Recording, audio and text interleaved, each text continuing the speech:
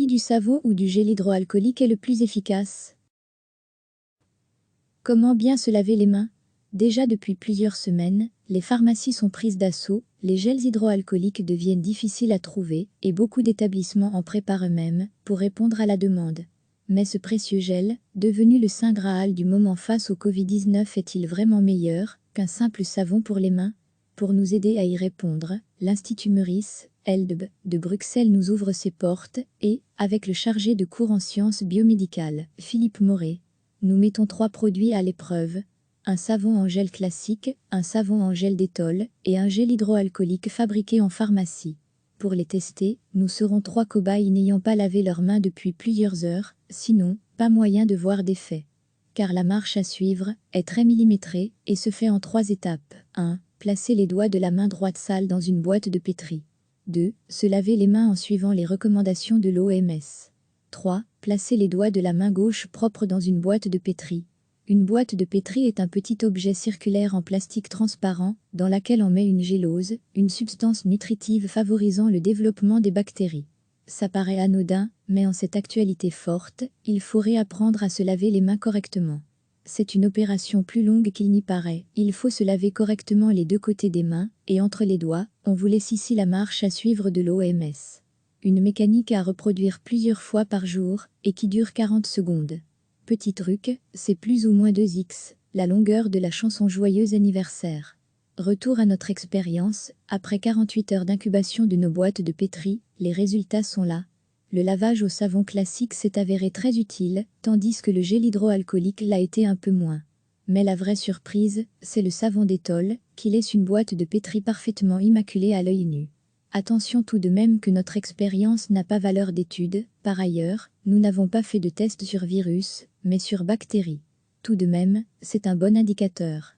Mais la conclusion de M. Moret est celle-ci: c'est une première très bonne étape pour éviter la propagation du coronavirus. Néanmoins, il faut faire la démarche jusqu'au bout. Utiliser des serviettes à usage unique quand on est dans des lieux communs est pratiquement indispensable. Et garder sa serviette pour ouvrir les portes des toilettes est un bon réflexe à adopter. Par ailleurs, penser à proscrire les savons durs est une bonne idée. En effet, lors de leur utilisation, ces savons gardent des traces de votre passage et, s'ils sont utilisés par d'autres personnes, deviennent des objets de contamination possible. C'est donc un objet à proscrire dans la mesure du possible. Quoi qu'il arrive, se laver les mains, c'est un geste d'hygiène quotidien qui doit être un réflexe, coronavirus ou pas. Degré à lire aussi, comment faire son gel antibactérien pour les mains soi-même. Recevez chaque matin l'essentiel de l'actualité. Déjà depuis plusieurs semaines, les pharmacies sont prises d'assaut, les gels hydroalcooliques deviennent difficiles à trouver et beaucoup d'établissements en préparent eux-mêmes pour répondre à la demande.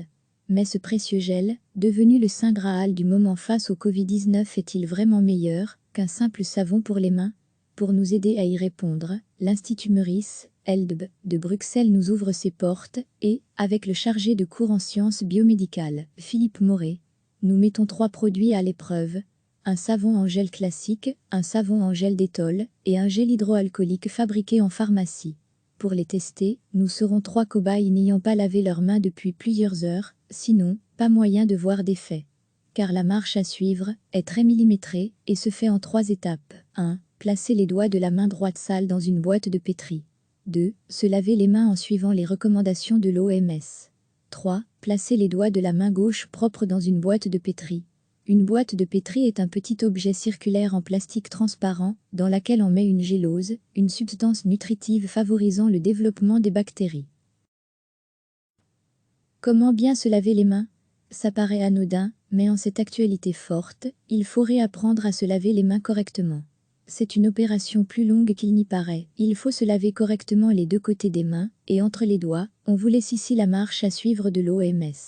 Une mécanique à reproduire plusieurs fois par jour et qui dure 40 secondes.